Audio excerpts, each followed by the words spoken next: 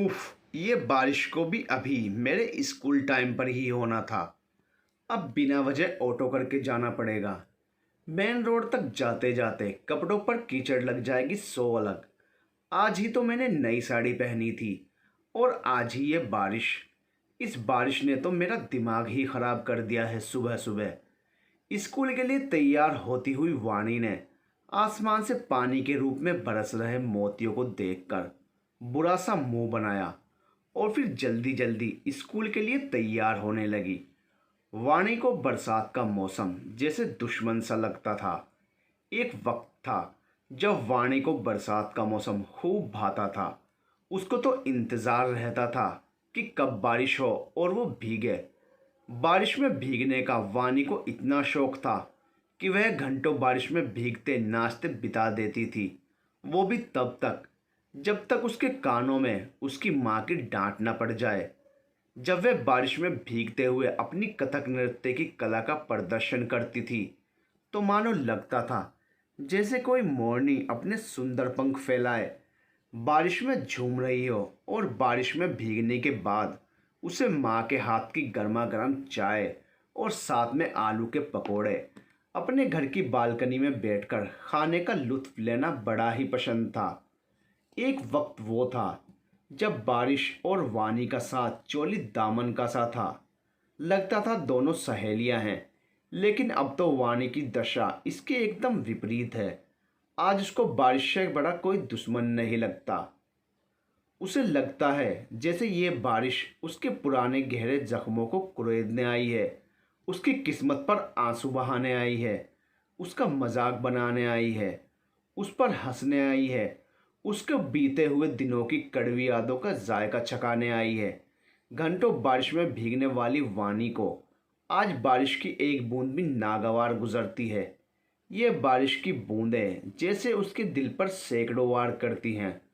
वानी ने आज फिर वही छाता उठाया जो उसके प्यार की शायद एकमात्र निशानी उसके पास रह गई थी और घर को ताला लगाकर निकल गई मेन रोड की तरफ जहाँ से ऑटो लेनी थी और पहुँच गई स्कूल। अभी छठा लेक्चर ही चल रहा था। वानी कक्षा 5 के बच्चों को मोरल साइंस का एक चैप्टर पढ़ाने में बिजी थी कि अचानक से उसके फ़ोन की घंटी बजी। फ़ोन की स्क्रीन पर मिस्टर महेश का नाम फ्लैश हो रहा था। वानी ने फ़ोन को साइलेंट किया और यह सोचकर कि घर जाकर फ़ोन करूंगी, फिर से बच्चों को पढ़ाने लगी। जब तक घर जाने का समय हुआ बारिश रुक चुकी थी तो वानी ने चैन की सांस ली और घर के लिए निकल गई। घर आकर वो फ्रेश हुई, खाना खाया और सोने के लिए लेट गई। आँख खुली तो देखा शाम के 5 बज रहे थे। जब अपना फ़ोन उठाया तो याद आया कि अरे, जब मैं लेक्चर ले रही थी तब महेश अंकल की कॉल आई थी। मैं तो उन्हें फ़ोन करना ही भूल गई। वाणी ने तुरंत महेश जी को कॉल लगाई। हेलो। नमस्ते महेश अंकल, कैसे हैं आप? नमस्ते बेटा, सदा खुश रहो। मैं बिल्कुल ठीक हूँ, तुम कैसी हो? महेश जी ने वाणी से उसका हाल चाल पूछते हुए कहा। वाणी ने उत्तर दिया, जी अंकल मैं भी ठीक हूँ। सॉरी अंकल, वो जब आपने कॉल की मैं क्लास में थी, घर आकर थक गई थी तो लेटे लेटे आंख लग गई। अभी याद आया कि आपने कॉल की थी। महेश जी कोई बात नहीं बेटा, वो मैंने बस इसलिए कॉल की थी, तुम्हारे ऊपर वाले पोर्शन के लिए किराएदार मिल गया है बेटा। वाणी, ओह अच्छा अंकल, ये तो बड़ी अच्छी बात है। कौन है, क्या करते हैं? वाणी ने उत्सुकतापूर्वक पूछा। सब बताता हूँ बेटा। मेरे एक जानने वाले हैं मिश्रा जी, उनका भतीजा है जो किसी कंपनी में काम करता है। हाल ही में उसका ट्रांसफ़र यहाँ हुआ है तो उसको रहने के लिए एक घर की आवश्यकता है। उसकी फैमिली तो इंदौर में रहती है, वो यहाँ अकेला ही है। सिंगल बंदे के लिए तुम्हारा ऊपर वाला पोर्शन एकदम सही है, इसलिए मैंने उसको यही सुझाया। वाणी ने संकोचवश कहा, वो तो ठीक है अंकल, लेकिन कोई फैमिली वाला शख्स मिल जाता तो ज़्यादा अच्छा रहता। आप तो जानते हैं ना कि मैं भी अकेली रहती हूँ, मुझे अपनी सेफ्टी भी देखनी है ना। महेश जी, अरे बेटा तुम उसकी चिंता मत करो, मैं खुद भी व्यक्तिगत तौर पर उस लड़के को जानता हूँ। बहुत सीधा और सरल बच्चा है। तुम्हें उसके रहने से कोई परेशानी नहीं होगी और फिर हो सकता है वो कुछ समय बाद अपनी फैमिली को भी यहाँ ले आए। वाणी: ठीक है अंकल, मुझे आपकी बात पर विश्वास है। अगर आप कह रहे हैं तो अच्छा ही होगा वो। महेश जी: तो फिर बेटा, परसों संडे को क्या मैं उन्हें घर दिखाने ले आऊं? वाणी: ठीक है अंकल, आप ले आइएगा। महेश जी: ठीक है बेटा, चलो रखता हूँ फ़ोन। तुम अपना ख्याल रखना। महेश जी एक ब्रोकर हैं जो लोगों को किराए पर घर दिलवाने में मदद करते हैं। वह वानी के पड़ोसी भी हैं। वानी घर में अकेली बोर हो जाती है, इसलिए उसके दिमाग में आया कि क्यों ना मैं भी ऊपर वाले पोर्शन के लिए किराएदार रख लूं। घर में कोई आएगा तो मेरा भी मन लग जाएगा और एक एक्स्ट्रा इनकम भी हो जाएगी। इसीलिए उसने अपने पड़ोसी और ब्रोकर महेश जी से इस बारे में बात की। महेश जी अब तक कई किराएदार को वानी का घर दिखाने के लिए ला चुके थे, लेकिन अब तक जितने भी किराएदार आए उन सब की फैमिली बड़ी थी, जिनके लिए वानी का ऊपर वाला पोर्शन पर्याप्त नहीं था, क्योंकि वह पोर्शन सिर्फ एक छोटी फैमिली के रहने लायक ही था। आज संडे है तो वानी देर तक सोती रही। आँख खुली तो देखा आज फिर से मूसलाधार बारिश हो रही है। जैसे आज की ये बारिश वानी की जान ही लेकर जाएगी। वानी उठी और उठते ही खिड़की बंद कर दी, जैसे उसे बारिश की एक बूंद से भी नफरत हो। फ्रेश होकर वह अभी न्यूज़पेपर पढ़ते हुए गर्मा गर्म नाश्ते का मज़ा ले रही थी कि अचानक फ़ोन बजने लगा। देखा तो महेश जी का फ़ोन था। वानी: हेलो अंकल, नमस्ते। महेश जी: नमस्ते बेटा। बेटा मैं आज शहर से बाहर हूँ, इसलिए मैंने तुम्हारा कॉन्टेक्ट नंबर वो किराएदार को दे दिया है जो आज तुम्हारा ऊपर वाला पोर्शन देखने आने वाला है।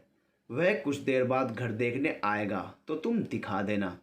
और हाँ, वह तुम्हें आने से पहले फ़ोन कर लेगा। ठीक है बेटा। वानी: ठीक है अंकल। फ़ोन रखते ही डोरबेल बजती है। जैसे ही वानी दरवाज़ा खोलती है तो वह सन रह जाती है। उसकी हवाइयाँ उड़ जाती है और पैरों के नीचे की ज़मीन खिसक जाती है। वो एकटक उसे देखती रह जाती है और अतीत के समुद्र की लहरें उसके सामने उफान मारने लगती हैं। बात आज से 20 साल पहले की है। नीलम, वाणी की माँ: वानी बेटा, आज अपनी सिंगिंग क्लास से जल्दी वापस आ जाना और पैकिंग में मेरा हाथ बटाना। 2 दिन बाद हमें निकलना है, उससे पहले ही सारी पैकिंग हो जानी चाहिए। वाणी माँ के गालों पर प्यार से हाथ फेरते हुए: ओ मेरी प्यारी भोली सी माँ, आप क्यों इतनी चिंता कर रही हो? मैं जल्दी वापस आ जाऊंगी और सारी पैकिंग भी करवा दूंगी। माँ को बोलकर वाणी अपनी सिंगिंग की क्लास के लिए निकल जाती है। वानी के पिताजी रेलवे में सरकारी कर्मचारी हैं और अभी पिछले हफ्ते ही उनका ट्रांसफ़र जबलपुर से इंदौर हुआ था, जिसके लिए उनको परसों ही निकलना है। वाणी देव सिंह और नीलम जी की इकलौती बेटी है और बहुत लाडली है। दोनों माँ बाप उस पर जान छिड़कते हैं। वाणी ने अपनी सिंगिंग क्लास से जल्दी वापस आकर माँ के साथ मिलकर सारी पैकिंग करवाई। आज वह दिन आ ही गया जब उनको इंदौर के लिए निकलना था। आज सुबह से मौसम बड़ा ही सुहाना था। आसमान काले बादलों की चादर से ढका हुआ था। ठंडी ठंडी हवा चल रही थी। वाणी के पिता देव सिंह ने इंदौर के लिए 2 गाड़ी बुक कराई।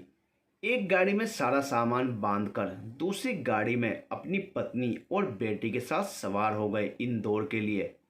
इंदौर पहुंचते पहुंचते तेज मूसलाधार बारिश भी शुरू हो चुकी थी।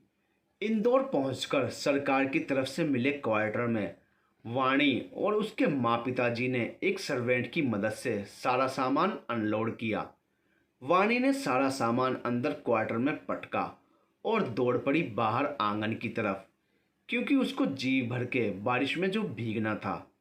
वाणी की माँ: अरे वाणी, पहले सारा सामान घर में सेट तो कर देती, कहाँ भागी जा रही है? वाणी: अरे माँ, अब तो आ ही गए हैं, सामान भी सेट हो ही जाएगा। ये इस सावन की पहली बारिश है और इंदौर की भी। हो ही नहीं सकता कि मैं इस बारिश में भीगे बिना रह सकूं। माँ, ओफो, पता नहीं बचपन कब जाएगा इस लड़की का। पत्नी की बात सुन देव सिंह बोले, अरे नीलम, करने दो उसके अपने मन की। आखिर यही तो उसके दिन हैं हंसने खेलने के।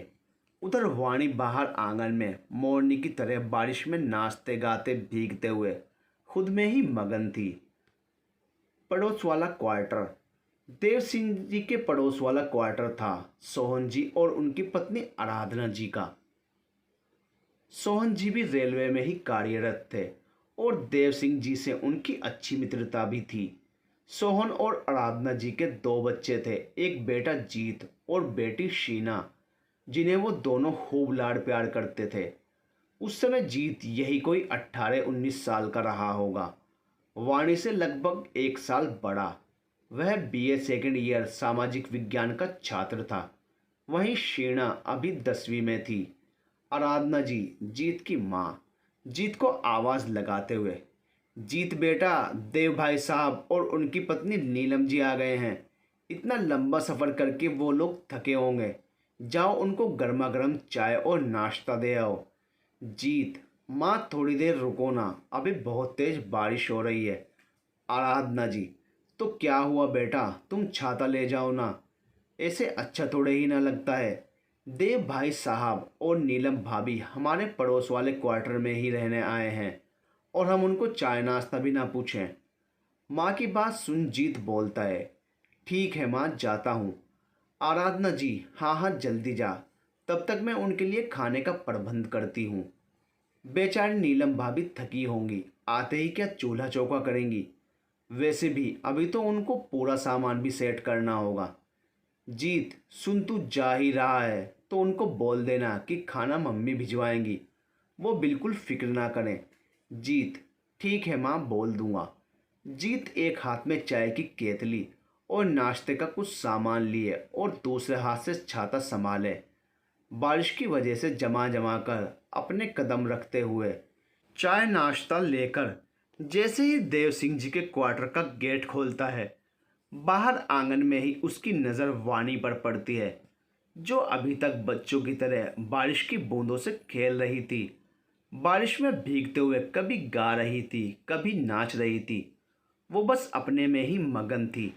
इधर वाणी को एक नज़र देखते ही जीत का दिल तो घायल हो चुका था। उसकी दिल की धड़कनें बढ़ चुकी थी। उसका दिल अब उसका कहाँ रह गया था। उसकी सांसें जैसे थम सी गई थी। उसकी पूरी दुनिया जैसे उसी एक लम्हे में कैद हो गई थी। वाणी की मधुर सुरीली आवाज़ उसके कानों में संगीत का रस घोल गई थी और उसका नृत्य देख जीत का मन मयूर भी नृत्य करने लगा था। वो बस एकटक वाणी को देखे ही जा रहा था कि अचानक वाणी की नज़र भी जीत पर पड़ती है और उसकी पलकें झपकना ही भूल जाती हैं। दोनों एक दूसरे को देख ही रहे होते हैं कि अचानक वाणी शर्माकर अंदर की ओर भाग जाती है। जीत चाय नाश्ता लेकर अंदर आता है। नीलम और देव सिंह को प्रणाम करके उनके पैर छूकर आशीर्वाद लेता है और नाश्ता नीलम जी को पकड़ा देता है। देव सिंह जीत को देखते ही बोल उठे, अरे जीत, तुम इतने बड़े हो गए हो, अब तो हमारे कंधे तक आने लगे हो। पिछली बार देखा था तब छोटे से थे। नीलम जी प्यार से जीत के सिर पर हाथ फेरते हुए, सही कहा आपने जी, बच्चे कब बड़े हो जाते हैं पता नहीं चलता। जीत मुस्कुरा देता है और बोलता है, आंटी, माँ ने कहा है कि आप आज आराम करिए, थक गए होंगे। आज माँ आप लोगों के लिए खाना भिजवाएंगी। नीलम जी, ठीक है बेटा, हमारी तरफ से आराधना जी को धन्यवाद कहिएगा। हम सामान सेट करके आते हैं उनसे मिलने, बड़े साल हो गए हैं मिले। जीत, हाँ आंटी, ज़रूर आइएगा। अच्छा, अब मैं चलता हूँ आंटी, नमस्ते। नीलम और देव जी एक साथ खुश रहो बेटा। बाहर निकलते वक्त भी जीत की नज़रें बस वाणी को ही खोज रही थी, लेकिन उसे वो नहीं दिखी। वह वहाँ से अपने घर तो आ गया था, लेकिन उसका दिल, उसका सुकून, उसका सब कुछ तो जैसे वहीं छूट गया था। शाम में नीलम जी वाणी को साथ लेकर जीत के घर गई उसकी माँ से मिलने। वाणी को देखते ही आराधना जी उसकी बलैया लेते हुए बोली, अरे हमारी वाणी बेटी इतनी बड़ी हो गई, जब देखा था तब 3-4 बरस की थी, अपनी मम्मी का पल्लू पकड़कर सारा दिन मम्मी के पीछे पीछे घूमती रहती थी। आराधना जी की बात सुन वाणी मुस्कुरा दी। जीत ने जैसे ही वाणी का नाम सुना उसके कान खड़े हो गए और वह कभी दरवाजे के पीछे से तो कभी खिड़की की ओर से छुप छुप कर वाणी को देखता रहा। एक पल में ही जीत की नज़रों ने भी ऐसा ही कुछ जादू वाणी पर भी कर दिया था। ना चाहते हुए भी उसकी नज़रें भी जीत को ही ढूंढ रही थी। अगले दिन वाणी के पिता ने जीत को बुलाकर कहा, जीत बेटा, तुम्हारे कॉलेज में क्या अभी भी एडमिशन हो रहे हैं? जीत, हाँ अंकल, अभी तो सत्र ही शुरू हुआ है, अभी एडमिशन हो रहे हैं। देव सिंह, बेटा मैं सोच रहा हूँ वानी का एडमिशन मैं तुम्हारे कॉलेज में करवा देता हूँ। नया शहर है, नए लोग हैं, तुम साथ में रहोगे तो उसके लिए अच्छा रहेगा। देव सिंह के मुंह से अपने कॉलेज में वानी के एडमिशन की बात सुनकर जीत का मन गदगद हो गया। उसके चेहरे पर हल्की सी मुस्कान छलक उठी और वह बोला, ठीक है अंकल, आप मुझे बताइए, मैं मदद कर देता हूँ। देव सिंह, हाँ बेटा, इसीलिए तो तुम्हें बुलाया है। देखो, मैं तो आज से ही ड्यूटी ज्वाइन कर रहा हूँ, मेरे पास तो समय नहीं रहेगा और तुम्हारी आंटी तो इतनी पढ़ी लिखी है नहीं, इसलिए वाणी का एडमिशन कराने की जिम्मेदारी मैं तुम्हें ही सौंपता हूँ। तुम कल उसे अपने साथ ले जाना और एडमिशन की सारी प्रक्रिया पूरी कर लेना। कोई दिक्कत हो तो मुझे बता देना। जीत, ठीक है अंकल, आप निश्चिंत रहिए, सब आराम से हो जाएगा। देव सिंह, ठीक है बेटा। वानी, जो कि अपने पिता और जीत की बातचीत दरवाजे के पीछे से सुन रही थी, कल जीत के साथ जाना पड़ेगा सोचकर उसकी धड़कन बढ़ने लगी थी। उम्र का यह दौर कुछ होता ही ऐसा है। इस उम्र में जिस शख्स ने आपकी नज़रों को अपनी नज़रों के धागे से बांध लिया, वो धागे इतने मजबूत होते हैं कि जिंदगी भर आप उनको चाहकर भी नहीं तोड़ पाते। आज वानी की आंखों से नींद गायब थी। कल कौन से कपड़े पहनूं, जूते कौन से पहनूं, सूट पर हेयर स्टाइल कौन सा अच्छा लगेगा, दुपट्टा किस स्टाइल में लूं, यही सब उसके दिमाग में चल रहा था। उधर ऐसा ही कुछ हाल जीत का भी था। एक दूसरे के बारे में सोचते सोचते कब दोनों नींद की वादियों में उतर गए पता ही नहीं चला। सुबह हुई तो दोनों के मन में एक अलग ही एहसास था। तैयार होकर जीत वानी को लेने उसके घर गया। घर से निकलकर बाहर सड़क तक आने तक दोनों के बीच में खामोशी पसरी हुई थी। वाणी जीत के पीछे पीछे नजरें झुकाए चल रही थी। बाहर सड़क से दोनों ने कॉलेज जाने के लिए रिक्शा लिया और चल पड़े कॉलेज की ओर। रिक्शा में वानी के सुनहरे काले रेशम से बाल हवा से उड़कर जीत के मुंह पर आ रहे थे।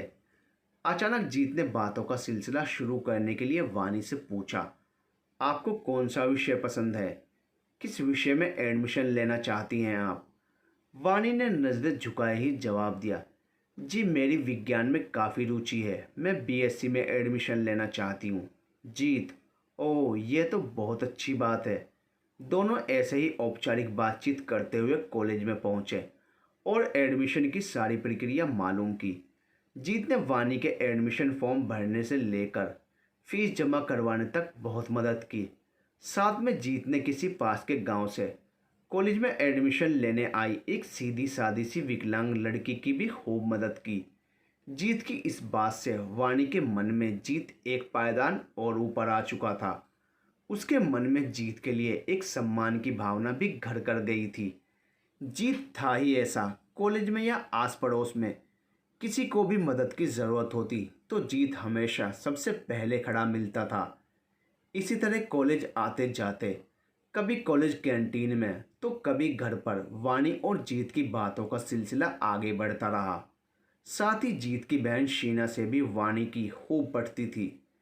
धीरे धीरे उन तीनों की तिगड़ी पूरी कॉलोनी में मशहूर हो गई। कभी साथ मिलकर तीनों शाम को भुट्टा खाने जाते तो कभी गोलगप्पे खाने, कभी साथ मिलकर तीनों लूडो खेलते, कभी कैरम तो कभी रात में कमरे में अंधेरा करके हॉरर मूवी का मज़ा लेते। तीनों एक दूसरे से खूब घुल मिल गए थे। वाणी और जीत दोनों के मन में एक दूसरे के लिए एक अलग एहसास है, ये बात वो दोनों ही जानते थे। पर कभी खुले तौर पर दोनों ने ही जाहिर नहीं किया। एक दिन शाम को वाणी उछलती कूदती मस्त मगन यूं ही जीत के घर गई, मगर एक मधुर संगीत सुनकर उसके कदम दरवाजे पर ही ठिठक गए और वो अंदर गए बिना ही उस मधुर संगीत का आनंद लेने लग गई। जीत की नज़र जब दरवाजे पर खड़ी वाणी पर पड़ी तो वह अचानक से झेंप गया और बोला, अरे वाणी, तुम कब आई? बताया भी नहीं। वाणी, जीत, तुमने कभी बताया क्यों नहीं कि तुम इतना अच्छा गाते हो? वाणी की बात सुनकर जीत मुस्कुराने लगा और बोला, अरे कहाँ वाणी, मैं तो बस यूं ही कभी कभार गुनगुना लेता हूँ, मुझसे गाना कहाँ आता है। वाणी, जो कि खुद भी संगीत और नृत्य का शौक रखती थी और पिछले 4 साल से कथक और क्लासिकल संगीत की ट्रेनिंग लेकर अब संगीत और कथक दोनों में निपुण हो चुकी थी, वह बोली, नहीं जीत, तुम सच में बहुत अच्छा गाते हो। तुम्हारी आवाज़ में एक जादू सा है। फिर वो हंसते हुए बोली, हाँ मानती हूँ, सुर थोड़े ऊपर नीचे हैं, लेकिन तुम अभ्यास करोगे तो बहुत अच्छा गा सकते हो। जीत, जो कि जानता था कि वाणी ने कथक डांसर और क्लासिकल संगीत की ट्रेनिंग ली रखी है, तुरंत बोल पड़ा, वाणी, तो क्या तुम मुझे सिखाओगी? जीत की बात सुनकर वाणी मजाकिया अंदाज में बोली, हाँ जनाब, क्यों नहीं। जितना हमसे आता है उतना ज्ञान हम अपने शिष्य को अवश्य देंगे। और दोनों जोर का ठहाका लगाकर हंस पड़ते हैं।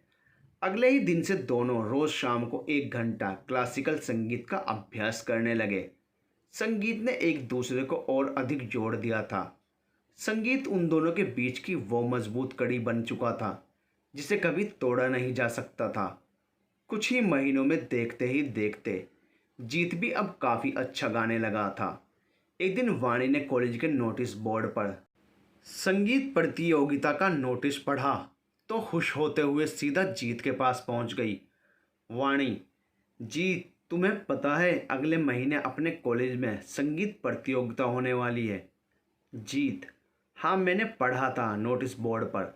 वाणी, तो फिर हम भी भाग लेते हैं ना? जीत हंसते हुए, वाणी, तुम पागल हो गई हो? मैं कैसे भाग ले सकता हूँ? तुम्हें तो पता है ना, मेरा एक सुर हिंदुस्तान में और दूसरा नेपाल में।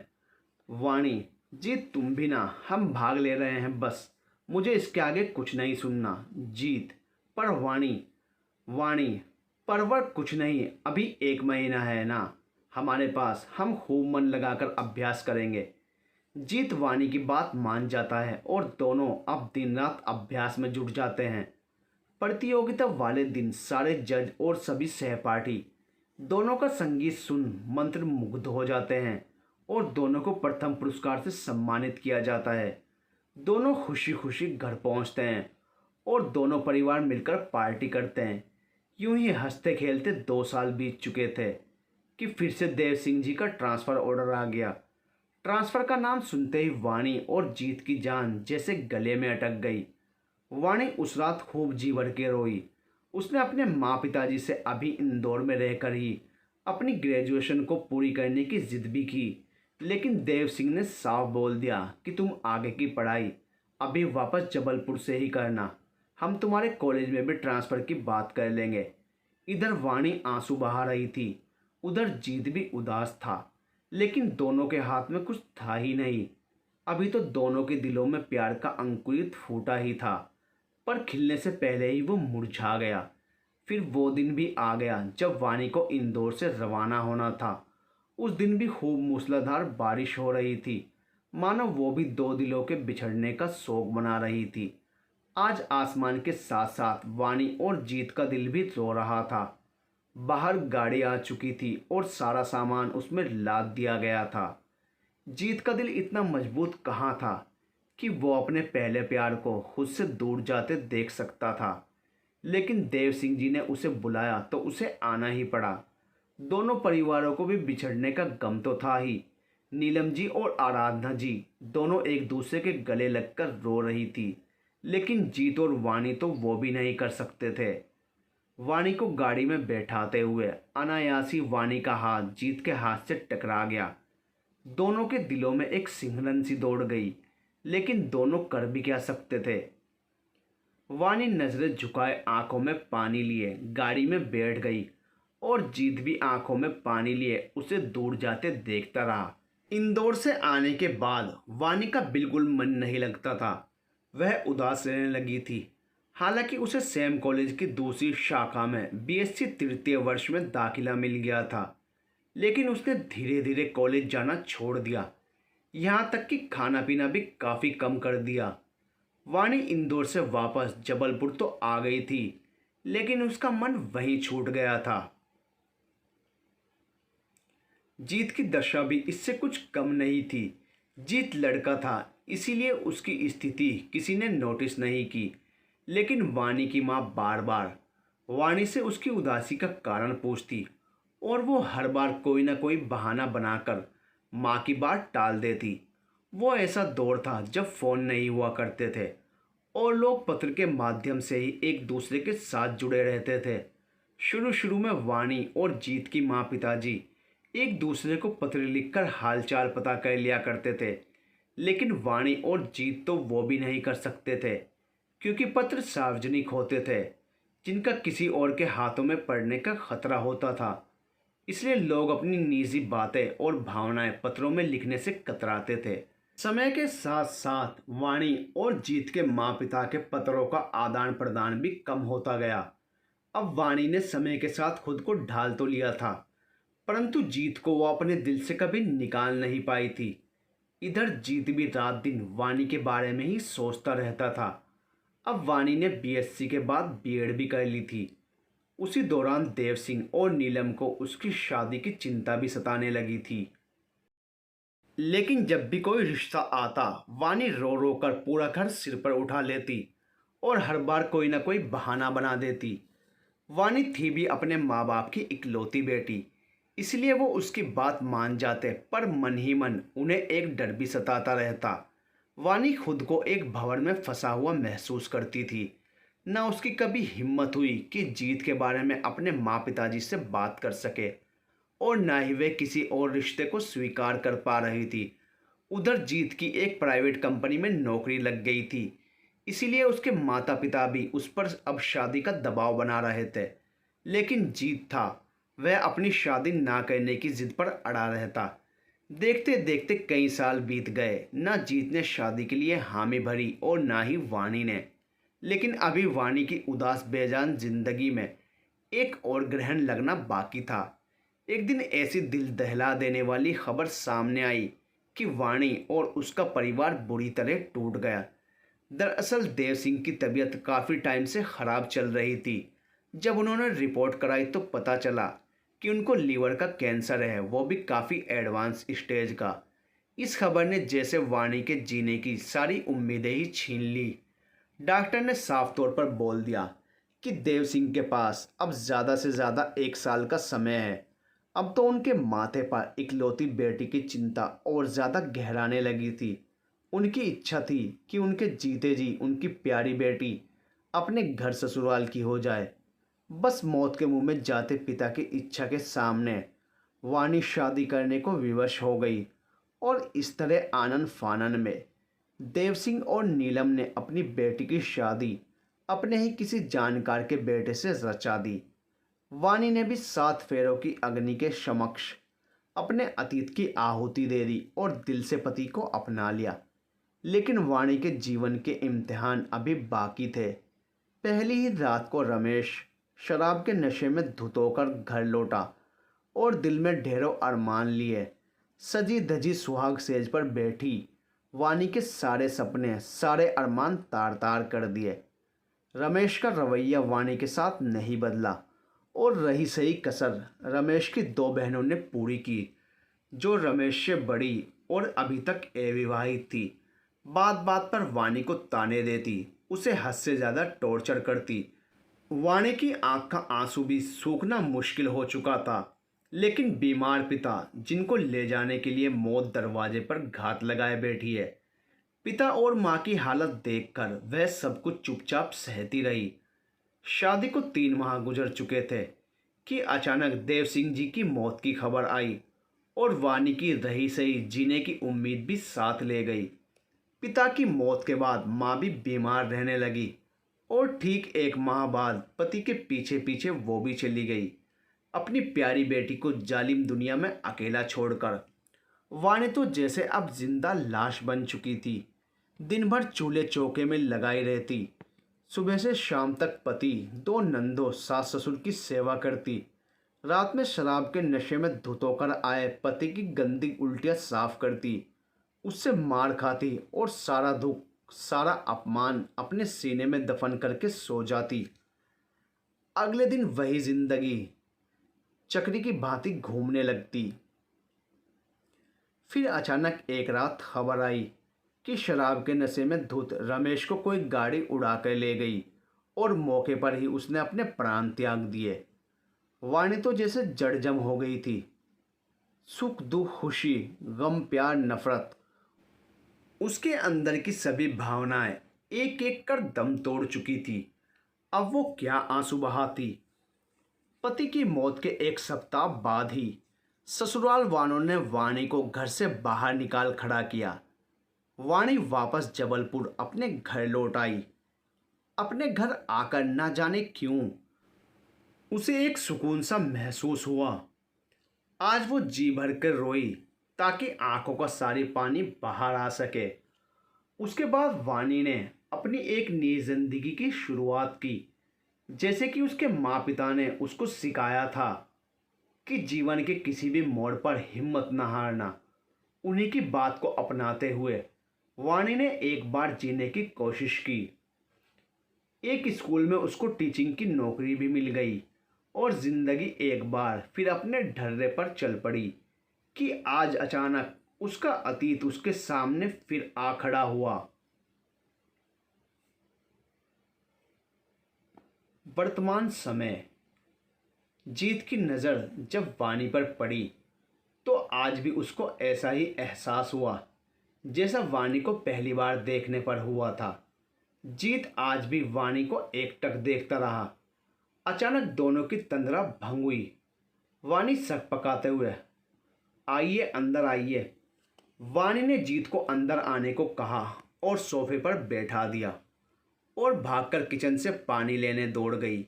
या यूं कहो कि अचानक अपने प्यार को 20 साल बाद अपनी आंखों के सामने देखकर अपने आंसुओं पर काबू ना पा सकी और अपनी भावनाएं छुपाने के लिए किचन में आ गई। एक पल को उसका दिमाग ने काम करना ही बंद कर दिया था। फिर खुद को संभालते हुए वो पानी लेकर बाहर आई और सोफे पर एक तरफ सिमट कर बैठ गई। दोनों के बीच की खामोशी को तोड़ते हुए जीत बोला, कैसी हो? वाणी, मैं ठीक हूँ। और तुम? जीत, मैं भी। अंकल आंटी के बारे में पता चला था पर तब मैं आ ना सका। वाणी जीत की बात को अनसुना कर बोली, आराधना आंटी और अंकल कैसे हैं? जीत, वो अब इस दुनिया में नहीं है। वाणी चौंकते हुए, क्या? ये सब कैसे? जीत, बस वाणी, उन्होंने अपने हिस्से की जिंदगी जी ली और चले गए। वाणी, और शीना, वो कैसी है? जीत, शीना अपनी ससुराल में खुश है। वाणी, चलो अच्छी बात है। नजरें झुकाते हुए बोली, चलिए पहले मैं आपको घर दिखा देती हूँ। कहकर वह खड़ी हुई और जीत भी उसके पीछे पीछे चल दिया। जीत ने ऊपर वाला पोर्शन देखा जो उसके लिए पर्याप्त था। दोनों फिर नीचे आकर बैठ गए। वाणी के मुंह से अनायासी निकल पड़ा, ऊपर वाला पोर्शन एक फैमिली के लिए पर्याप्त होगा अगर आपकी बीवी और बच्चे भी रहना चाहें तो। सुनते ही जीत के चेहरे पर एक अजीब मुस्कान तैर गई और आंखें भर आई। जीत की मुस्कान और आंखों की नमी को वाणी ने खूब भांप लिया था, लेकिन उसने कुछ भी पूछना सही नहीं समझा। अचानक जीत बोला, मैं अकेला ही हूँ। फिर थोड़ा रुक कर बोला, लेकिन आपके पति और बच्चे कहीं नजर नहीं आ रहे। आज तो संडे है ना। जीत की बात सुन वाणी धक से रह गई। उसकी आंखों के सामने उसकी शादीशुदा जिंदगी के कड़वे दिन नृत्य करने लगे और उसकी भी आंखें नम हो गई। थोड़ा खुद को संभालते हुए वाणी बोली, मैं अकेली रहती हूँ उसकी आवाज़ में छुपा दर्द जीत आज भी महसूस कर पा रहा था, परंतु कुछ पूछने की हिम्मत नहीं कर सका और अगले दिन शिफ्ट होने का बोलकर वापस आ गया। उस रात दोनों की आंखों से नींद गायब थी, दोनों की आंखें नम थी और आज बारिश भी रुकने का नाम नहीं ले रही थी। मानो दो प्रेमियों के मिलने की खुशी में आज आसमान भी खुशी के आंसू बहा रहा था। अब जीत को इंतज़ार था सुबह का। अगले दिन सुबह ही वो अपने सामान के साथ पहुंच गया वानी के घर। वानी ने भी आज की छुट्टी ले ली थी और सारा सामान सेट करने में जीत की मदद की। जीत किराएदार की हैसियत से वानी के घर में रहने लगा। अब दोनों खुश थे। जैसे जैसे एक एक दिन बीतता, दोनों एक दूसरे से तिल तिल कर करीब आते। कभी एक दूसरे की मदद करने के बहाने, तो कभी साथ में खाना खाने के बहाने, कभी मार्केट जाकर घर के लिए शॉपिंग करने के बहाने और कभी साथ में मिलकर घर की सफाई करने के बहाने। अब दोनों पहले की तरह ही एक दूसरे से घुलने मिलने लगे थे। एक माह के अंदर अंदर एक दूसरे के सामने दोनों के बीते दिनों की परतें भी खुलती गई। दोनों ने एक दूसरे के साथ बिछड़ने के बाद की अपनी अपनी आपबीती साझा की। आज पूरा एक माह जीत को वानी के यहाँ हो गया था। अब तक उन दोनों ने किराए को लेकर कोई बात नहीं हुई थी, पर जीत को याद था कि आज एक माह पूरा हो गया है, कुछ न कुछ किराया तो देना ही है। इसलिए मन में एक निश्चय करके वह वानी के पास जाकर बैठ गया और बोला, वानी, आज पूरा एक महीना हो गया है मुझे तुम्हारे घर रहते। तुमने तो मुझे बताया नहीं कि कितना किराया मुझे देना होगा, इसलिए मैं खुद ही किराए की बात करने आ गया। अचानक जीत ने वानी का हाथ अपने हाथ में ले लिया और कहा, वानी, सालों से अब तक मैं तुम्हारे दिल में एक किराएदार की हैसियत से ही रहता आया हूँ, जिसको पता नहीं होता कि कब वो मकान उसे खाली करना पड़ जाए, क्योंकि आखिरकार वो उस किराएदार का एक स्थायी ठिकाना तो नहीं होता है ना। लेकिन आज से मैं तुम्हारे जीवन में एक किराएदार की हैसियत से नहीं रहना चाहता। क्या तुम अपने दिल में, अपने जीवन में मुझे एक स्थायी मकाम दोगी? मेरी जीवन संगनी बनकर क्या मेरे साथ जीवन के बचे हुए पल गुजारना चाहोगी? जीत के मुंह से वो अल्फाज सुन जिसका उसको बरसों से इंतजार था। वानी की आंखों से आंसू छलक उठे। उसने रोते रोते जैसे ही हाँ में सिर हिलाया, जीत ने कसकर उसे अपने सीने से लगा लिया। बरसों पुराने प्रेमियों के मिलन पर आज सच में आसमान पानी के रूप में खुशी के आंसू बहा रहा था। आज दोनों ने एक बारिश में भीगकर अपनी जिंदगी की पिछली सभी कड़वी यादें धो डाली थी। अगले दिन की सुबह से एक अलग ही चमक थी, एक अलग ही उम्मीद थी। सूर्य भी मानो दोनों को साथ में देखकर खिलखिला रहा था। आज दोनों ने मंदिर में जाकर हमेशा के लिए एक दूसरे का हाथ थामकर एक नई जिंदगी की शुरुआत की, जहाँ सिर्फ खुशियाँ ही खुशियाँ थी।